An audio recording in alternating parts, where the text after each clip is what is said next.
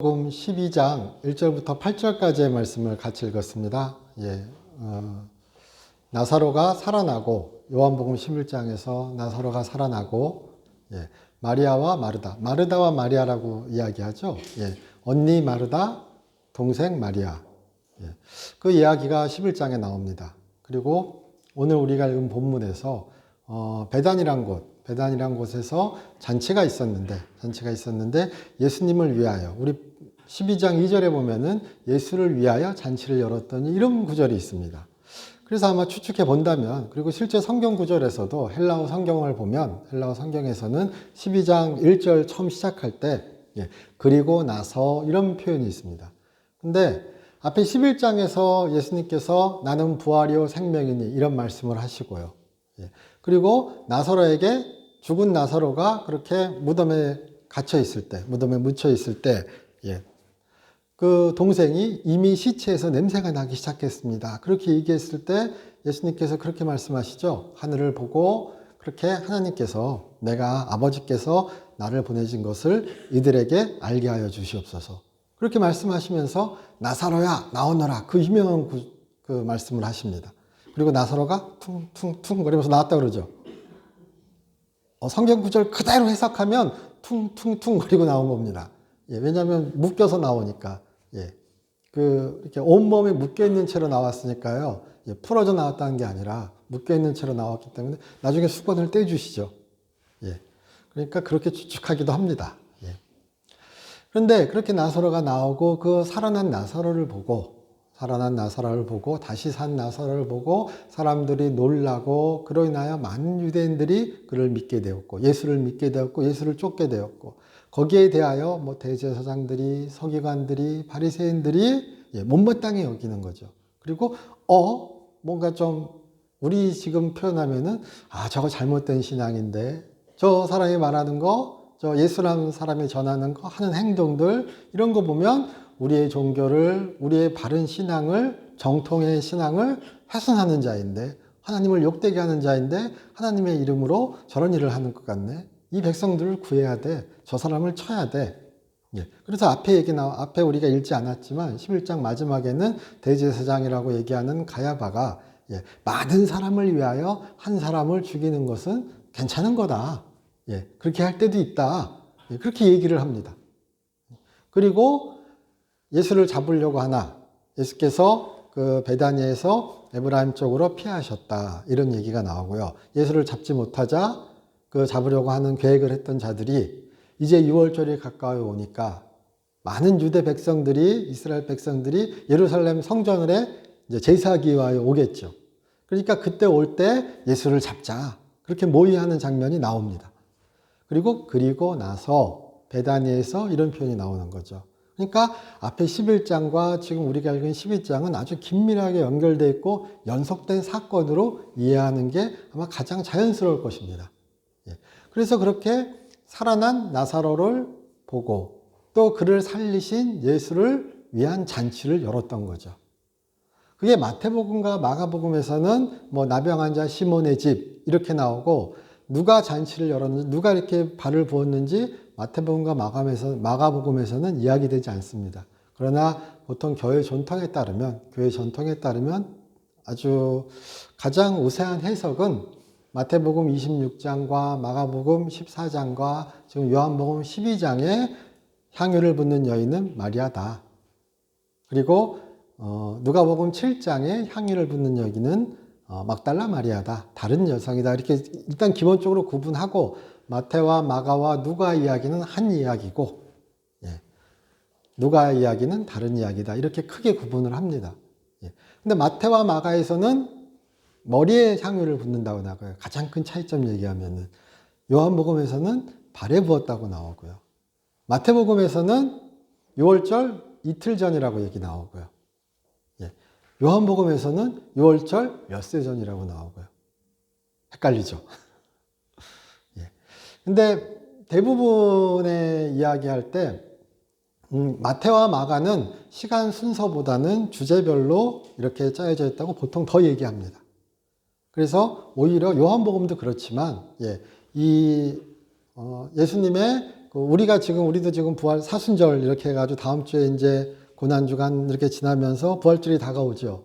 그렇게 이 조금 더 우리가 말하는 종려주일, 고난주간 이런 순서에 더 가까운 것은 저도 그렇고 요한복음 쪽에 더 무게를 둡니다. 저는. 예, 그래서 6월절 엿새 전에 그 말씀을 더 무게를 두고 보고요. 예, 그리고 마태복음에서는 여기처럼 직접적으로 이틀 전 그것이 아니라 조금 떨어져 있습니다. 그래서 예, 다른 그 시간 순서로 봅니다. 예, 그렇게. 그래서 머리에 붓건 아니면 발에 부었건 아니면 머리에 부어서 쭉 흘러내려서 온몸에 부었건 뭐 이렇게 종합해서 얘기를 하는데 또 마태와 마가 그리고 이 요한복음의 차이점 중에서는 요한복음에서는 가론 유다만 불평합니다. 그리고 마태복음에서는 제자들이 불평합니다. 마가복음에서는 사람들이 불평합니다. 그러면은 아마도 우리가 종합해 본다면 모든 사람이 불평한 거죠.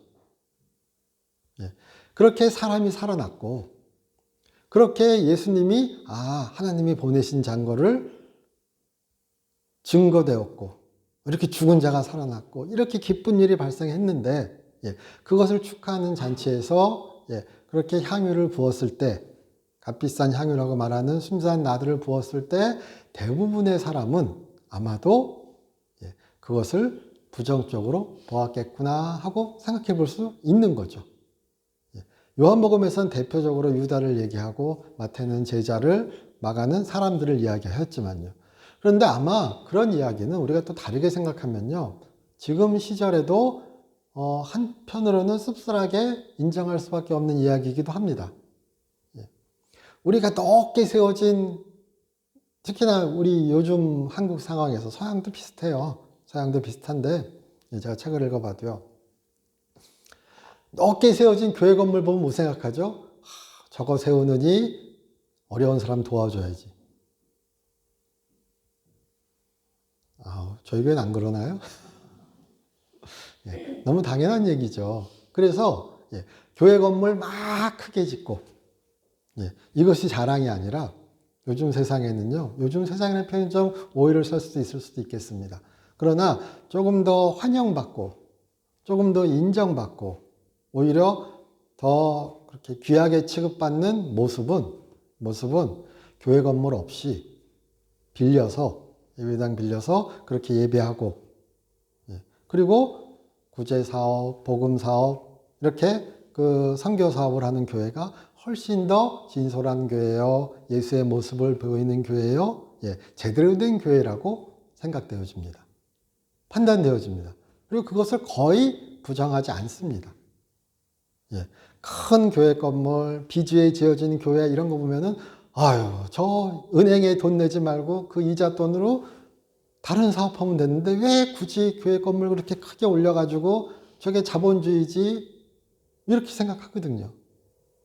그런 면도 없지 않아 있고요. 교회가 클 수 있는 뭐 교회 성장 전략 이런 거 보면요. 주차장이 예뻐야 됩니다. 차 갖고 오잖아요. 프로그램이 잘 짜여져 있어야 됩니다. 그러니까 여러 능력 있는 사람이 필요하죠. 뭐 이런 얘기들 뭐 많이 있습니다. 그러니까 광고 전략과 상업 전략과 교회 전략이 막 구분되지 않고 같이 쓰이는 것처럼 보이는 경우도 있는 거예요. 그러니까 이런저런 얘기들이 있을 때 판단하기에 멋진 교회 건물보다는 허름한 교회 건물이 바른 것 같고요. 또 지금 여기 나오는 이야기처럼 값비싼 향유를 땅에 붓는 것보다는 그것을 팔아서 가난한 자를 돕는 것이 얼마나 아름다워 보이겠습니까? 사람이 살아났어요. 하나님을 같이 찬양해요.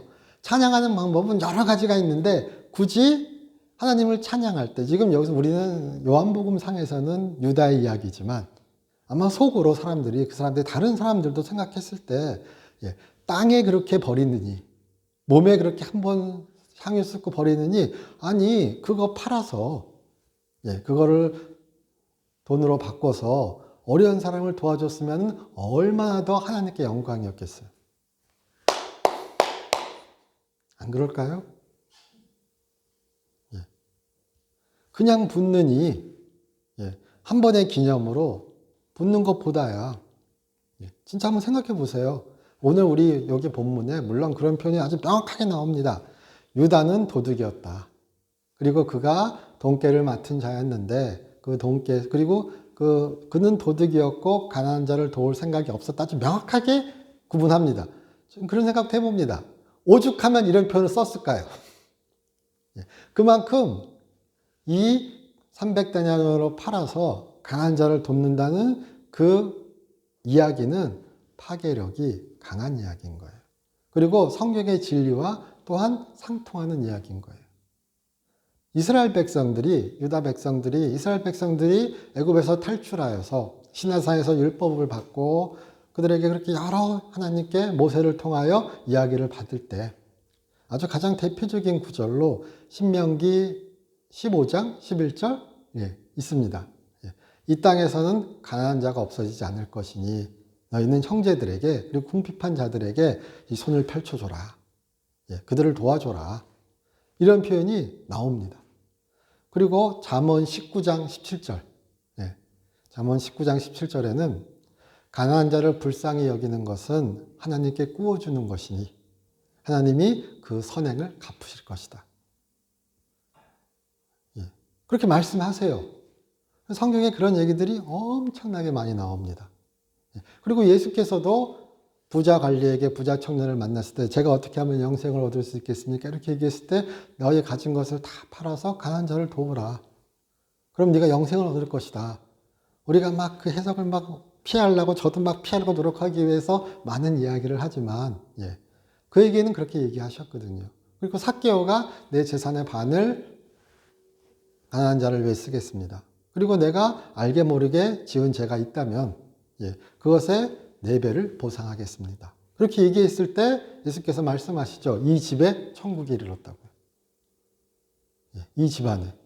뭐 다른 여러 가지 이야기를 다 될 수 있을 것입니다. 그러므로 이 지금 그 300데나리온은 그 향유를 팔아서 가난한 자를 도와주지 그것이 하나님께 훨씬 더 영광이 될 텐데 이 얘기는 너무나 옳은 얘기일 수 있고 너무나 파괴력이 강한 얘기일 수 있고 또 세월을 초월하는 진리일 수 있는 얘기인 겁니다. 아직까지도요. 그리고 앞으로도 그럴 것이고요. 그런데 지금 이 마리아가 예수를 위해 부은 그 향유를 예수께서는 마태복음의 이야기로는 마태복음의 9절에서는 26장에서 그렇게 이야기합니다. 이 이야기가 계속 기억될 것이다. 잊혀지지 않을 것이다. 그리고 오늘 우리가 읽은 9절에서는 그 부은 향유의 향기가 집안에 가득하였다. 그러면은 이런 생각을 한번 해봅니다. 하나님을 사랑한다는 것, 그리고 형제를 사랑한다는 것. 우리 이중명령, 이중계명이라고 얘기하죠. 하나님을 사랑하는 마음에 형제를 사랑하면 최고입니다. 하나님을 사랑하는 마음이 내 마음에서 형제를 사랑하는 마음으로 하나님으로 형상을 지어진 사람을 사랑하는 마음으로 나타난다면 아마 가장 좋은 모습 중에 한 가지겠죠. 그러나 사람을 사랑하는 마음이 반드시 하나님을 사랑하는 마음으로 정의되진 않죠. 그것 또한 맞죠. 그러나 우리는 자주 사람의 마음을 알 수 없기에 사람의 마음을 그 깊은 곳을 알 수 없기에 그리고 우리가 정확한 판단을 할 수 없기에 알지만 실수하는 것이 사람을 사랑하는 것이 하나님을 사랑한 것으로 어쩌다가 속기도 하죠. 실제로는 하는지 안 하는지 모르는데요. 혹은 사람을 더 귀히 여기고 하나님보다 사람을 더 귀히 여기는 경우도 간혹 존재하죠. 우리가 인류적으로 말하면은 상당히 성급할 수 있고 편견이 될 수 있겠으나 마치 그렇게 지금 높이 솟은 교회를 그리고 그렇게 구제하고 이런 것이 하지 못하고 오히려 그렇게 교회에 매여서 뭐 우리 지금 하면 예배당이라고 그러겠죠. 아니면 그런 데 매여서 있는 모습을 보고 저 믿음 없는 자들, 저급한 믿음을 가진 자들 이렇게 배관시해버리는 세태처럼 조심해야 될 것이 분명히 또한 존재하겠죠. 그런 것들을 한 번 더 생각하게 하는 본문이 아닐까 싶습니다. 그리고 이렇게 쓱 보면은 그것은 그런 모든 얘기를 제쳐두고도 그거 한 가지 확실한 것 같습니다. 마리아는 예수님을 진짜 사랑하는 것 같습니다. 예수님께 진짜 고마워하는 것 같습니다. 예수님으로 인하여 벌어진 일에 대하여 너무나 감사하는 것 같습니다. 그건 정확하죠. 예, 그것을 부정할 수는 없죠. 그러나 제자들은, 사람들은, 유다는 대표적으로 예수님이 안 보이고 다른 것이 보이는 상황이죠. 또 그렇게 얘기할 수도 있을 것 같습니다. 그러나 우리에게 저를 포함해서 우리에게 그래도 많은 순간 예수님이 나의 가장 소중한 분으로 이렇게 생각되어지고 판단되어지고 또 그를 그렇게 사랑할 수 있는 순간들이 많으셨으면 좋겠습니다. 그에게 내 사랑을, 나의 그 감사함을, 나의 기쁨을, 나의 신뢰를, 나의 소망을 나타낼 수 있고 표현할 수 있는 그런 순간들이 많기를 주님의 이름으로 축원합니다. 그것이 또 폄하되지 않고 또 다른 사람의 형제의 그런 행동들이, 그런 행위들이, 그런 믿음의 표현들이 왜 저래? 함부로 판단하지 않고 함부로 내 기준에 집어넣지 않고 그는 저런 방법으로 사랑하는구나. 그리고 저 방법을 하나님은 기뻐하실 수 있겠구나. 라는 시각으로 또한 바라볼 수 있는 우리가 되었으면 좋겠습니다. 서로 간에 막 프레임을 씌워가지고 이거는 무조건 이거야 그런 거 참 우스운 얘기죠. 우리가 애들도 아니고요. 여전히 괴롭지만 또는 여전히 힘들지만 모든 것이 다 흑백 논리로 되지 않죠. 그리고 우리가 항상 정확히 판단할 수 있는 것도 아니죠. 그러나 이 본문에서 그리고 마태와 마가 그 본문에서 가장 명확한 것은, 그리고 예수께서 판단하셨으니까 가장 명확한 것은 마리아는 가장 최상의 방법으로, 가장 최선의 방법으로, 가장 하나님께 영광을 돌리는 방법으로 행동했다는 거죠. 그녀가 그렇게 예수의 발에 무릎 꿇고 그녀가 그렇게 향유를 붓고 그녀의 머리털로 예수의 발을 닦았을 때 그는 아주 진정으로 예수를 영화롭게 했고요. 진정으로 하나님을 찬양한 거고요. 진정으로 그 감사를 나타낸 거고요. 아마 가장 아름다운 고백 중에 한 가지였을 것입니다. 우리가 성경에서 볼 수 있는. 그런 고백들은 여러 가지 모양으로, 여러 가지 모습으로 분명히 우리의 삶 가운데 나타날 수 있을 것입니다. 누구나 다 값비싼 향유를, 지극히 비싼 향유를 깨트려야 되는 것은 아닙니다. 그러나 분명히 우리에게 예수를 사랑하는 마음이, 예수님을 위하는 마음이, 그로 인하여 기뻐하는 마음이, 그에게 감사하는 마음이 이렇게 마리아처럼 그 앞에서 낮아지고 그를 높일 수 있는 그런 지극히 선한 모습으로 나타날 수 있기를 주님의 이름으로 축원합니다. 지금 제가 보통 요한복음 12장 할 때요. 이 사도 요한의 이 해석, 우리 여기 보시면요. 6절에 이렇게 말함은 가난한 자를 생각함이 아니요 그는 도둑이라 돈깨를 맞고 거기 넣는 것을 훔쳐가미로라. 이 구절을 보면서 항상 생각하는 것 중에 한 가지는요. 그런 생각을 해봅니다. 가룟 유다가 설마 이 300데나리온을 다 훔쳤겠어요? 다 훔치기도 힘들겠죠. 물론 우리 참 예외적인 케이스가 있습니다. 몇 달 전에 뭐라 그러죠? 임플란트 회사? 거기에서 그렇게 수천억인가요? 천억 넘는 것 같더라고요. 제주도 좋아요.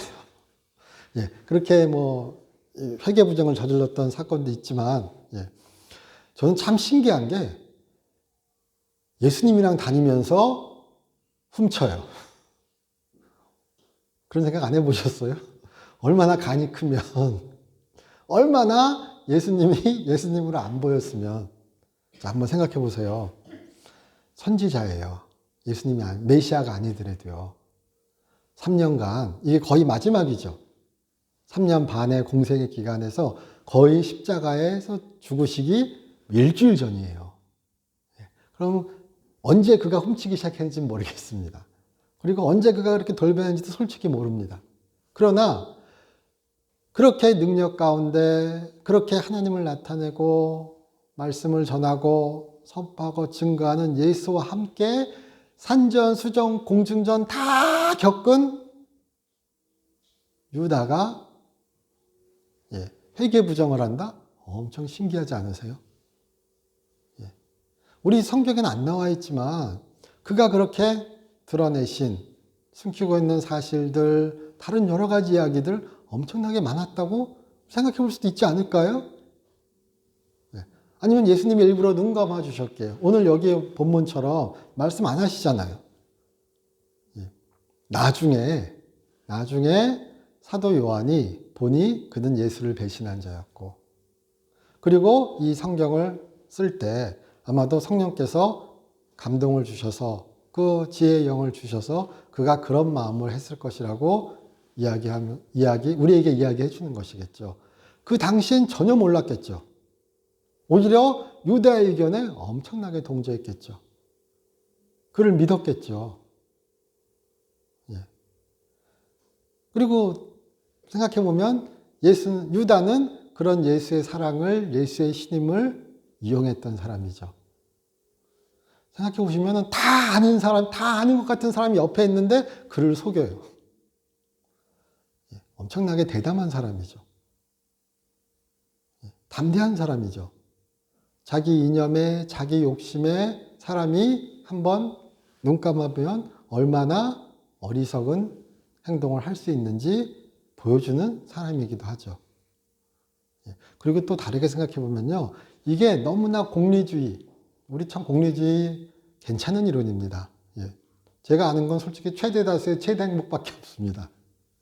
그러나 많은 사람에게 많은 그런 이득을, 행복을 주는 정책은 분명히 옳은 방향이기도 하죠. 소수에게 이익이 돌아가는 것이 아니라 비인간적일 경우가 있어서 그렇죠. 여기서도요, 자, 이런 상상 한번 해봤습니다. 그렇게 그냥 붙지 말고, 나도 조금 갖고 가고, 우리 사역에서도 좀 쓰고, 가난한 자도 돕고, 다 좋죠. 땅바닥에 버리는 거, 그거 그냥 한순간에 흘러가 버리잖아요. 그거 뭐예요? 가치 없죠. 잠깐 기분 좋자고. 그 돈을 태워? 그 돈을 땅에 버려? 이 가치가 변환되어서 사람에게, 어려운 사람에게, 우리에게, 하나님의 일을 하는 우리에게, 또 하나님의 일 가운데 내 욕심을 간간히 찾는 나에게 얼마나 모든 사람을 널리 유익하게 할 수 있어요. 당신 한 사람 희생하면, 당신 한 사람 참으면, 그런 생각도 들지 않나요?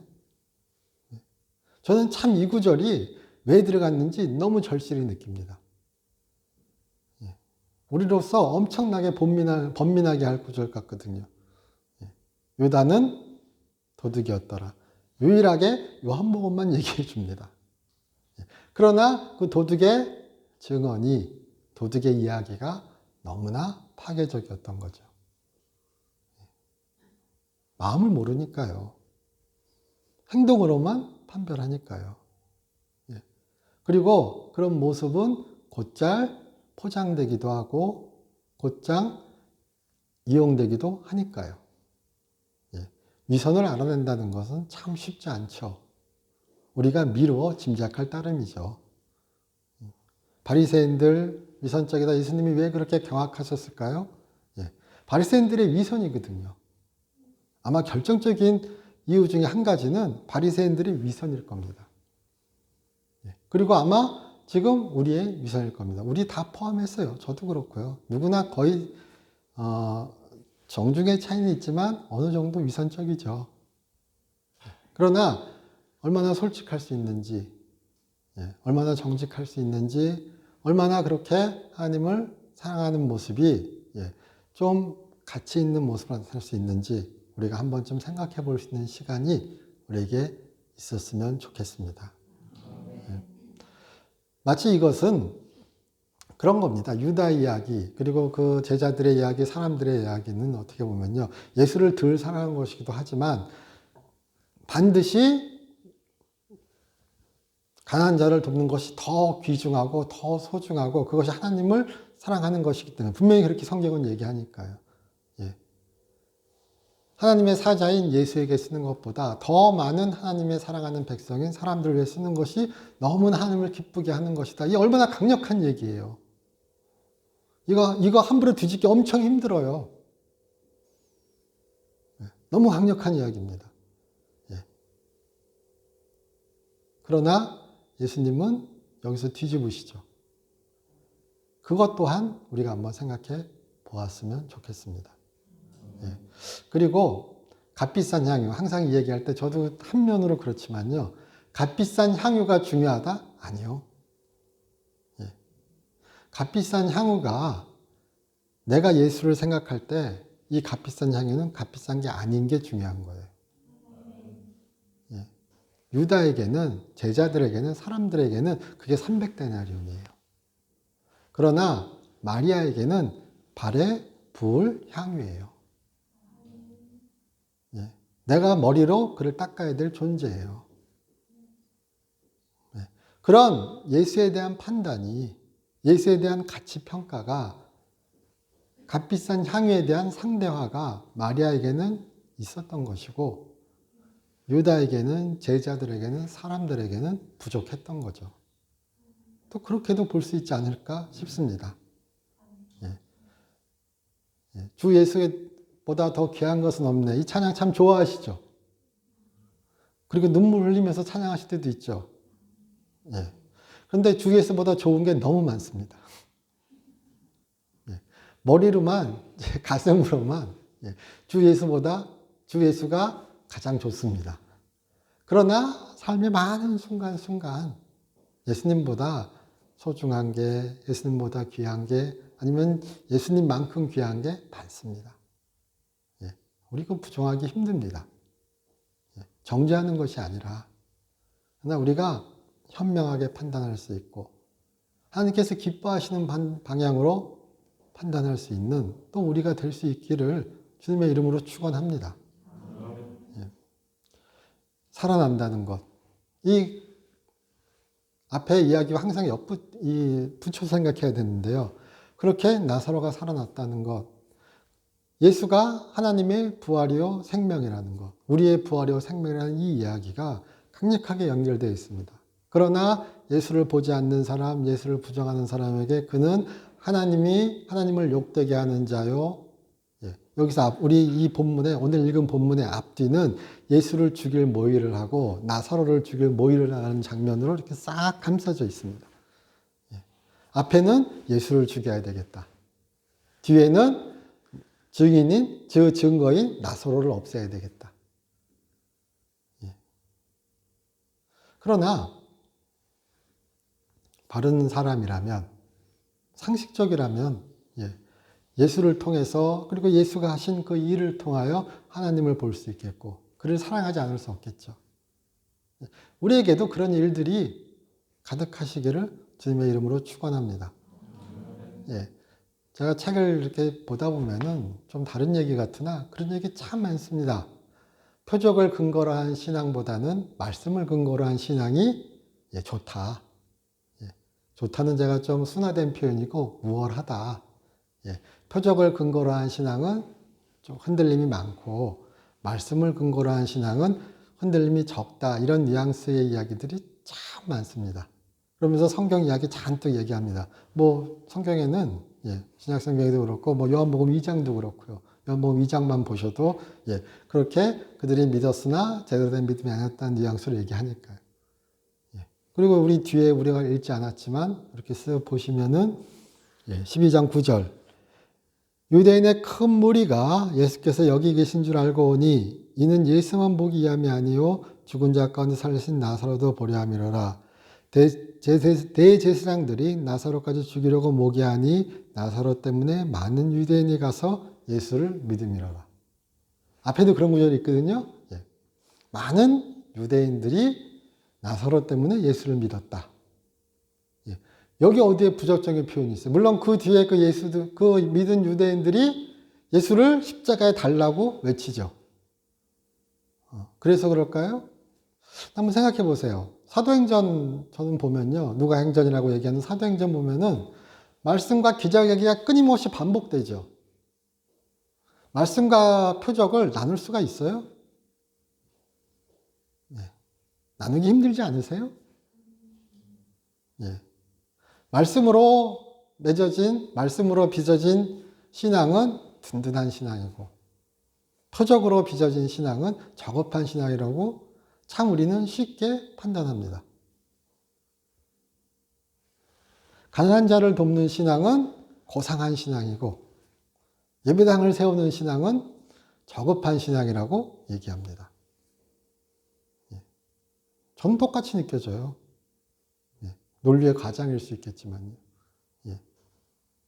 무엇이 바를까요?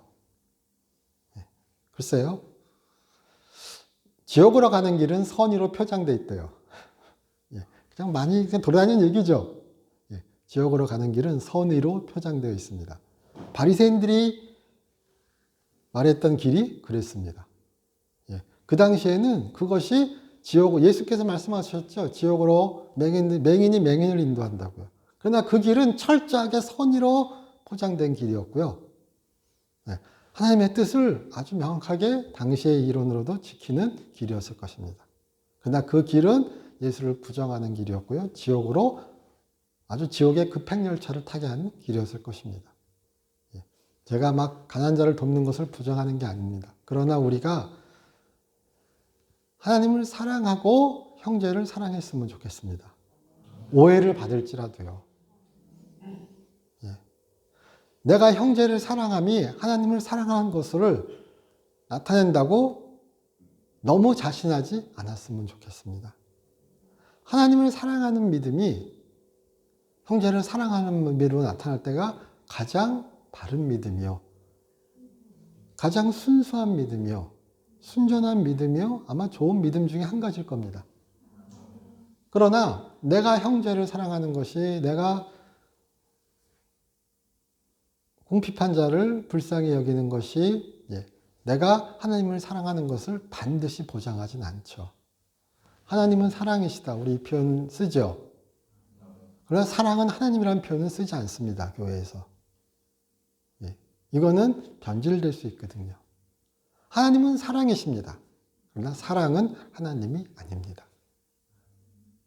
오늘의 이야기는 또 그 면에서도 한번 볼 수 있지 않을까 싶습니다. 하나님을 사랑한다는 것이 어떤 방법으로 또 여러 방법으로 분명히 나타날 수 있습니다. 그러나 한 가지 방법만이 옳은 것이요. 한 가지 방법만이 하나님을 기쁘게 하는 것이라고 우리가 너무 성급히 속단하지는 않으셨으면 좋겠습니다. 그리고 상대의 신앙을 그런 면에서 저도 이렇게 또 얘기하면서 막 다른 쪽을 막 얘기를 했지만요. 솔직히 너무 그렇게 다른 쪽의 이야기를 악마화하거나 내 쪽의 이야기를 신성화하지는 않았으면 좋겠습니다. 우리는 다 부족한 존재예요. 우리는 다 주 안에서 그렇게 진리를 찾아가는 사람들입니다. 여기 이 지금 사도 요한의 이야기도 오죽하면 마지막에 써놨겠어요. 예수님도 그때 얘기 안 하셨잖아요. 사람들 다 몰랐을 거예요. 나중에 안 거죠. 아, 그는 그런 자였고 우리가 그렇게 잘못했고 아마 많이 생각해 봤을 것 같습니다. 우리에게도 여러 일들이 있을 것이고 아마 또 벌어질 것입니다. 그러나 여러 일들을 통하여 우리가 예수님을 사랑하는 마음이, 그를 영원하게 하는 마음이, 그 앞에서 우리가 겸손해지는 마음이 점점 더 좋은 방향으로, 선한 방향으로 하나님께서 기뻐하시는 방향으로 나타나기를 주님의 이름으로 축원합니다. 저희 기도드리겠습니다. 하나님, 저희 사랑하여 주신 감사드립니다. 주의 사랑 우리가 알게 하여 주시옵시고 그 사랑에 반응하고 그 사랑에 응답하는 우리 되게 하여 주시옵소서. 주 예수 그리스도의 이름으로 기도드립니다.